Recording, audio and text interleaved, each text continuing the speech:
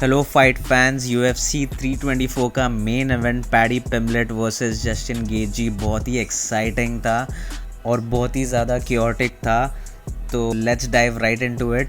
Fight से पहले दोनों फाइटर्स का कॉन्टेक्स्ट समझना ज़रूरी है। जस्टिन गेजी एक हाई वॉल्यूम प्रेशर स्ट्राइकर है, उसका रिकॉर्ड काफ़ी एक्सपीरियंस्ड है और उसकी बिगेस्ट स्ट्रेंथ्स है एक्सप्लोसिव पावर, फॉरवर्ड प्रेशर और damage based fighting style. Gaethje का गेम नॉर्मली रिवॉल्व करता है लेग किक्स, हैवी हुक्स और पॉकेट एक्सचेंजेस के अराउंड। दूसरी तरफ paddy पिम्बलेट younger fighter solid win streak के साथ आया है। पैडी का मेन स्ट्रेंथ है उसका ग्रैपलिंग, ट्रांजिशंस और स्क्रैम्बल्स ऑन द ग्राउंड। स्ट्राइकिंग में वो इम्प्रूविंग है, लेकिन एलीट लेवल पे उसकी सेफ्टी अभी भी क्वेश्चन मार्क रही है। राउंड 1 शुरू होते ही गेजी ने केज का सेंटर ले लिया। ये क्लियरली उसकी स्ट्रैटेजी थी, पैडी को बैकवर्ड मोमेंटम पे फोर्स करना और उससे फेंस के पास लाना। गेजी ने क्लियरली जैब यूज़ किया रेंज फाइंड करने के लिए। पैडी ने लेफ्ट हैंड से काउंटर स्ट्राइक किए। इनिशियल एक्सचेंजेस काफ़ी वाइल्ड थे, दोनों फाइटर्स डिस्टेंस रीड कर रहे थे। पैडी ने सरप्राइजिंगली काफ़ी लेग किक्स थ्रो किए जो नॉर्मली गेजी का वेपन होता है। ये एक इंटरेस्टिंग टैक्टिकल स्विच था। मिड राउंड में गेजी ने एक क्लीन पावर शॉट लैंड किया जिससे पैडी नॉकडाउन हुआ। इस मोमेंट पे पावर डिफरेंशियल क्लियरली दिखता है। गेजी यहाँ टेक्निकल अप्रोच फॉलो नहीं कर रहा था, वो हेड हंटिंग मोड में चला गया था। लेग किक्स बिल्कुल एब्सेंट थे जो अनयूजुअल था। नॉर्मली आप गेजी के फाइट्स में देखते हो कि वो तुरंत लेग किक्स के लिए चले जाते हैं, बट इस फाइट में बिल्कुल भी नहीं था until the third round.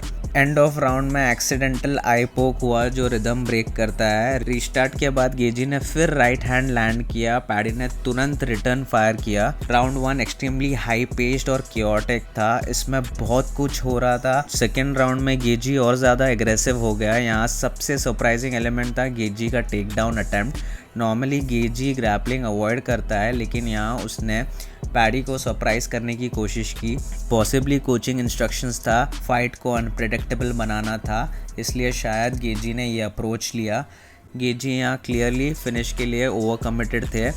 Paddy ने इस राउंड में अपना स्ट्राइकिंग ज़्यादा स्ट्रक्चर्ड रखा, जैब, क्रॉस, बॉडी किक्स।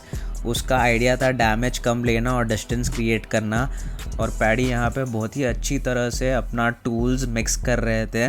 पर गेजी का प्रेशर कांस्टेंट था। की मोमेंट आया जब गेजी ने क्लिंच से नी लैंड किया। इसके बाद पैडी नॉकडाउन हुआ और गेजी ने strong ground and pound deliver किया। पैडी ने काफ़ी डैमेज अब्जॉर्ब किया and he was quite busted up. Second accidental eye poke ने पैडी के विजन को कॉम्प्रोमाइज़ किया, जिसका इफेक्ट उसकी डिफेंस पे दिखा। राउंड 2 गेजी के कंट्रोल में ही था। राउंड 3 में गेजी का आउटपुट नोटिसेबली ड्रॉप हुआ। पॉसिबल रीज़न हो सकता है hand injury from previous exchanges. इससे पैडी को स्पेस मिला।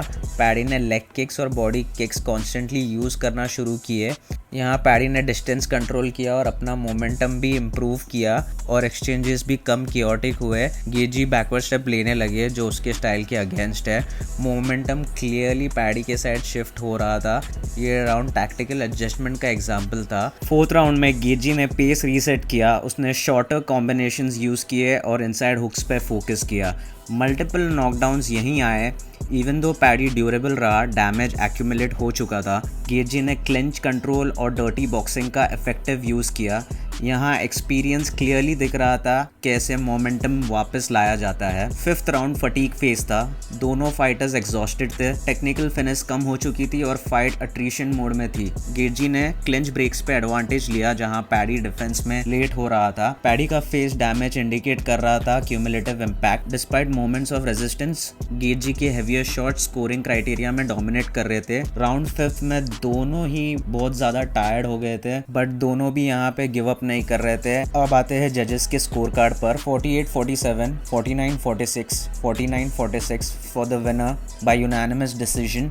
गेजी यहाँ पे जीत हासिल कर लेते हैं। गेजी ने ज़्यादा इफेक्टिव स्ट्राइकिंग, नॉकडाउन्स और फॉरवर्ड प्रेशर दिखाया। पैडी ने यहाँ पे बहुत ज़्यादा टफनेस दिखाया और अपना हार्ट भी दिखाया कि वो इस गेम के लिए बने हुए हैं। क्लियरली वो थोड़ा एक्सपीरियंस लैक कर रहे थे, बट फ्यूचर उनका ब्राइट है। वो ज़रूर आगे फ्यूचर में हमें और भी अच्छे फाइट्स दे सकते हैं। पोस्ट फाइट इंटरव्यू में जो रोगन ने उनसे सवाल पूछा कि वो बहुत ज़्यादा रेकलेसली फाइट कर रहे थे टेक्निकल फाइट करने के बजाय, क्या ये उनका गेम प्लान था? इसका जवाब देते हुए गेजी कहते हैं उनका प्लान टेक्निकली स्लो स्टार्ट करना था, लेकिन पैडी के मोमेंटम को डिनाई करने के लिए उस पे उसने फोर्स डाला और प्रेशर बनाए रखा। रिस्क हाई था पर रिवॉर्ड भी, इसलिए फाइट रेकलेस दिख रही थी पर इंटेंट टैक्टिकल था। तो इस मैच का फाइनल टेक अवे ये है कि ये फाइट टेक्निक से ज़्यादा डिसीजन मेकिंग का एग्जाम्पल था।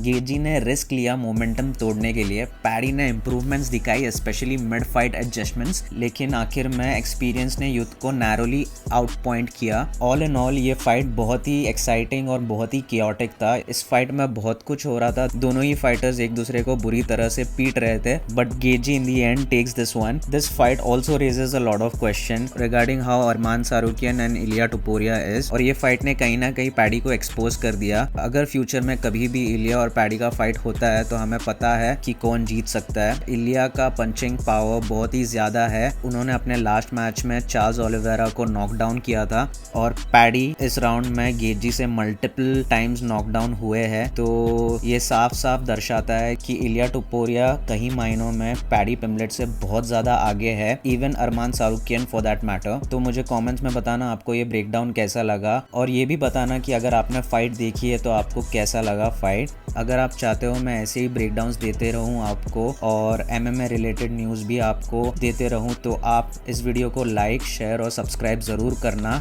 टिल देन मिलते हैं अगले एपिसोड में।